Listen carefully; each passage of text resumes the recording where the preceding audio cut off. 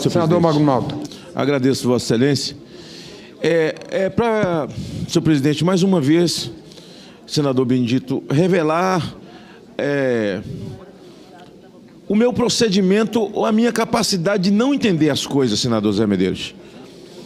Eu sei que eu sou uma pessoa indouta, de raciocínio lento, eu não consigo fazer leitura rápida das coisas, eu tenho dificuldade de entender e de verbalizar. Mas eu pergunto, quem manda na Petrobras é Pedro Parente ou é o presidente Temer? Eu sei que o Senado está sendo visto pelo Planalto, então vou me dirigir ao presidente. Presidente, Pedro Parente, aliás, minha mãe dizia que parente é má semente. Presidente, o Pedro Parente se tornou persona não grata. Quem determina o que chega na ponta, no bico da bomba, é Pedro Parente. Pedro Parente determina os caminhos, ele lhe dá uma fala, Vossa Excelência vai à televisão e diz, não, equilibramos depois do assalto do PT, a Petrobras, depois do saque, do saqueamento, agora nós estamos equilibrados. Mas quem desfruta desse equilíbrio? Senhor presidente, Pedro Parente não vai conseguir incutir, senhor presidente, nem Vossa Excelência e nem os seus assessores, na cabeça de milhões de brasileiros que estão nas ruas enfileirados em frente a postos de gasolina e que não conseguem entender como que os nossos vizinhos compram da Petrobras e vendem um litro por R$ 1,10 ou R$ 1,20. E a Petrobras é nossa. Nós batemos no peito feito um monte de otário, um monte de babaca. A Petrobras é nossa, mas o nosso litro é R$ 6. Senhor presidente, eu estava perguntando aqui ao líder do governo, senador Romero Jucá, que é um negociador de sequestro, porque ninguém consegue ser líder de um governo se não tiver essa característica. E eu pergunto a ele, quem manda em Pedro Parente ou Pedro Parente manda em alguém? É Pedro Parente que manda em Michel Temer ou Michel Temer manda em Pedro Parente? Há um aviso a se dar à nação.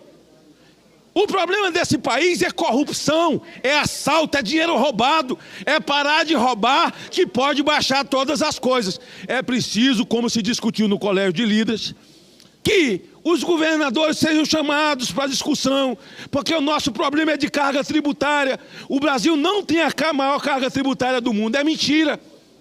Na verdade, o poder público é sócio majoritário de quem tem uma empresa. Não é nem carga tributária, ele é o sócio majoritário, ele é o dono. E quem tem a empresa é quem é empregado dele. Mas veja, nessa questão que nós estamos discutindo, a questão dos combustíveis no Brasil, do gás de cozinha, não é mais caminhoneiro, é dona de casa, é hospital, é hotel, onde você tem que cozinhar, está faltando gás. E aí diz, não, mas Pedro Parente não cede. Ei, Pedro Parente é um robô? Ei, Pedro Parente é o quê? É um fantasma? É o que é? Que ninguém alcança esse homem. Quem nomeou Pedro Parente? Quem pariu Pedro Parente? Quem pariu? Quem pariu Pedro Parente? Que embale Pedro Parente. Eu digo ao líder do governo, leve esse comunicado ao presidente da República, de que se ele não chamar Pedro Parente às falas, tem gente infiltrada, politiqueiros no meio desse movimento, tentando tirar proveito dos autônomos independentes caminhoneiros. Tem gente vagabundo metido nisso? Tem, porque gente vagabundo tem em todo lugar, mas a maioria absoluta são de autônomos caminhoneiros que sofrem pelas estradas e cidadãos brasileiros que para ir para casa, para colocar gasolina no tanque, tem que pagar 5, 6 reais, não tem nem gasolina para pagar 5, 6 reais, é o sujeito que usa o motosserra, é o sujeito que usa um motor, é uma coisa do campo, é o triturador, o cara não pode ligar. Senhor presidente, generalizou-se. Nós estamos vivendo um momento de anomalia profunda, virou uma mula de 7 cabeças. Com quem o presidente tem que falar? Com Pedro Parente? Olha, quando o Dilma era presidente do conselho, ela mandou comprar para a Sardina aquela pantomima que nós todos conhecemos. Como? O presidente indicou o presidente do conselho? Indicou. Indicou Pedro Parente? Indicou. Então, quem pariu o Matheus Quimbale, é preciso o presidente chamar ele às falas? Dizia o seguinte: se nós não votarmos a reforma da Previdência, o Brasil vai quebrar. Não votou e o Brasil não quebrou. Se baixar os preços, o Brasil vai quebrar. Mentira! Tem que parar com corrupção.